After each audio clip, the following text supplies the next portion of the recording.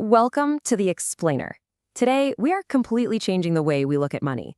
And just to be clear up front, we aren't going to be talking about get-rich-quick schemes or day trading hacks or, overnight crypto success. No way. Instead, we're exploring the deep, unglamorous, and honestly almost invisible psychological systems that take ordinary people from a state of total financial panic to absolute freedom. It's a fascinating journey, and it really shifts our focus from the exhausting stress of looking wealthy to the compounding, quiet patience of actually becoming wealthy. So picture this, right? It's a random Tuesday morning. You're 32 years old. You open up your banking app, and staring back at you on the screen is exactly $214. That is literally all that's sitting in your account after rent, the car payment, and those endless student loans. You feel completely stuck. You're lugging around all this financial baggage from your 20s, and it feels like you're going backward every single month. It is an incredibly uncomfortable feeling. But here's the truth. Acknowledging this exact number is absolutely crucial. It's the very first step. It is your starting line. Okay, let's dive into this. Section 1, escaping the financial chaos and building the first wall.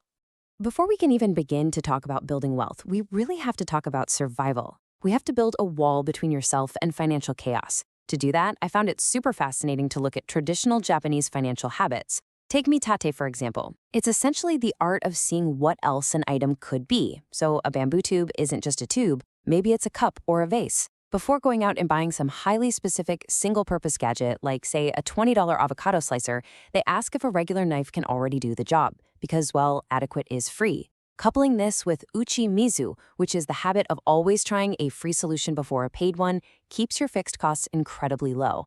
And, this mindset extends perfectly to how we view borrowing. Here in America, we totally casualize debt. We talk about our car payments the same way we talk about the weather. But reading about the Japanese concept of giri, which means obligation, it really shifted my perspective. In that context, debt isn't viewed as this clever little tool for buying consumer goods. It's seen as a moral weight on your character. Carrying a credit card balance isn't just a monthly annoyance, it's a heavy psychological burden. Making the choice to refuse to carry that weight completely transforms how you spend.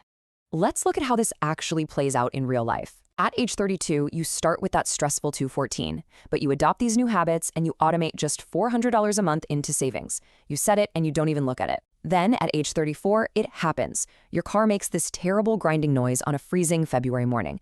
The mechanic quotes you $2,300. Now, a few years ago, this would have ruined your entire month and triggered a massive spiral of credit card debt. But now, you literally just transfer the money. You absorb the blow. By age 35, you've built a full 6-month cash buffer. The wall is officially built. Moving right along to Section 2, transitioning from saving to investing, going from protection to growth. Here is the harsh reality, guys. Saving alone is almost never going to make you wealthy. It just protects you. Investing is what actually grows your money. Just look at how two people making the exact same salary can end up living in completely different universes. Take broke Brian, bless his heart. He gets hit with an $800 car repair and immediately slaps it on a credit card at 24% interest. Because of that, the repair ends up costing him well over $1,000, which just keeps him trapped in the cycle. Then you have smart Sam. Sam has built his wall, so he absorbs the $800 immediately. And because Sam isn't bleeding out to high interest payments every month, he can finally push his extra cash flow into actual investments. Now, once you do start investing, you're generally staring down two main paths. First up, index funds. These essentially buy you a tiny piece of the entire stock market. They definitely win on pure long-term math and super low fees, but there is a catch. They require you to actually sell off your shares to generate cash in retirement, which, let's be honest, can be absolutely terrifying during a market crash. Dividend investing, on the flip side, pays you regular cash just for owning the stock. So while you might sacrifice a little bit of growth and face some concentration risk, it often wins by keeping you, the investor, emotionally stable. Honestly, whichever path you choose, the absolutely crucial key is simply getting your money into the market. And this brilliantly illustrates our next point. Section 3, the machine of compounding, or as we like to call it, packing the snowball. Compounding is literally like building a snowball at the top of a giant hill. In the very beginning, you're out there in the freezing cold, packing the snow tightly with your bare hands. It feels like a massive, exhausting effort for a tiny, tiny result. This quote from the late, great Charlie Munger is just profound. The first $100,000 is a long, hard struggle. He's totally validating that long, incredibly boring plateau where your own manual contributions are doing all the heavy lifting. At this stage, the market's returns feel like a literal rounding error. Nothing feels like magic yet. And sadly, this is exactly where most people get bored and just quit. But if you can just push through that plateau, the timeline gets incredibly exciting. In year one, your growth is totally underwhelming. Maybe you make a few $100. By year 5, it's definitely more meaningful. But the real magic, that happens right around year 12 to 15. This is the big inflection point. It's the exact moment where the market's returns finally start to exceed your manual contributions. The hill finally takes over from your hands, and gravity does the work. I really want this math to sink in for a second. If you invest just $500 a month for 30 years, you will personally contribute about $180,000 out of your own pocket. But your account? It'll be sitting at roughly $1 million. That means over $800,000 of your wealth was generated entirely by time, patience, and compounding. It is literally money you didn't have to work for, you didn't have to save, and you certainly didn't have to hustle for. It's amazing. All right, on to section 4, old money and strategic debt, the invisible systems. So you might be wondering, how do the truly wealthy accelerate this whole machine? Well, it mostly comes down to stealthy, old money habits and deeply understanding the difference between two very specific types of assets. New money tends to buy consumptive assets. Think luxury cars, massive kitchen upgrades, flying business class.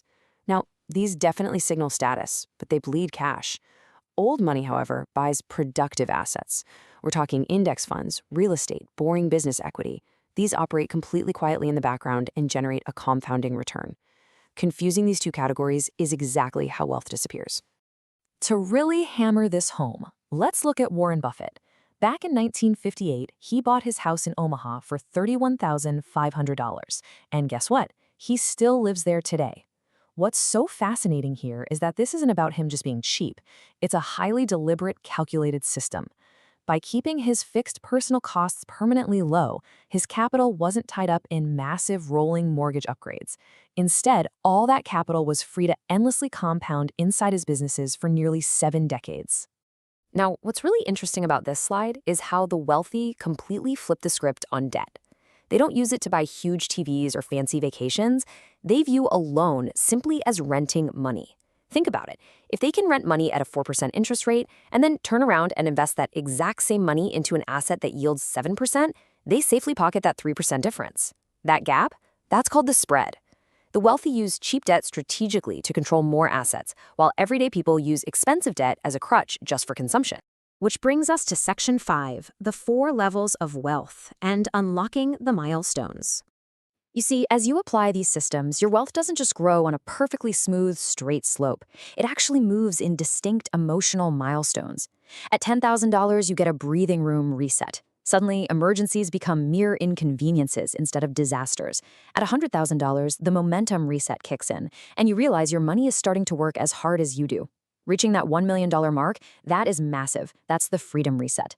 Based on the classic 4% rule, $1 million can safely pay out about $40,000 a year. Suddenly, your day job transforms from a literal life sentence into a daily choice. And finally, at $5 million, you hit the security reset, where you start thinking almost entirely about generational legacy. But here is the absolute most surprising takeaway from all of this. As your wealth scales up, your real enemy shifts entirely. Down at the bottom, you are fighting external financial chaos, late fees, broken cars. But as you grow, the battle moves directly into your own head. At $100,000, you have to fight severe boredom on that long plateau. At $1 million, your greatest enemy is panicking during a market crash and selling everything at the bottom. And at $5 million, your enemy is your own ego and lifestyle creep.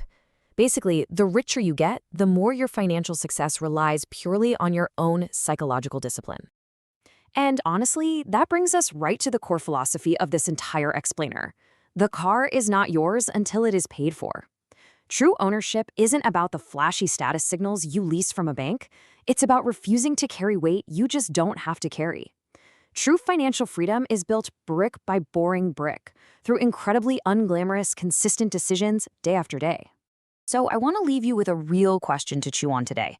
Take a hard look at your actual numbers, no rounding up, no making excuses. Which of those 4 levels are you standing on right now?